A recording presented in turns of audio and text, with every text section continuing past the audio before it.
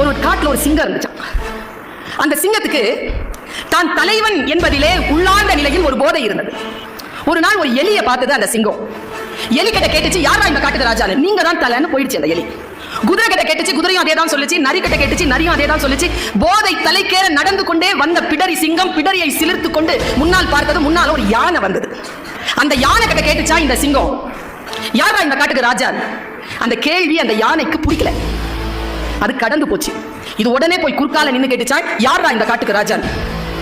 அதுக்கு மறுபடியும் அந்த கேள்வி பிடிக்கல. அது தாண்டி போச்சு. மறுபடியும் சிங்கம் போய் நின்று கேட்கறேன்ல, யாரா இந்த காட்டுக்கு ராஜா. கோபம் அடைந்த யானை தும்பிக்கை எடுத்து அந்த சிங்கத்தை வாரி ஒரே அடி அடிச்சுட்டு பாருங்க, மலையில போய் மோதி முதுகு தண்டு உடஞ்சு போச்சு. கீழே கிடந்த சிங்கம் சொல்லிச்சான் யானையை பார்த்து, நான் கேள்வி தானே கேட்டேன். யானை சொல்லிச்சான், நானும் பதிலத்தான் சொன்னேன்.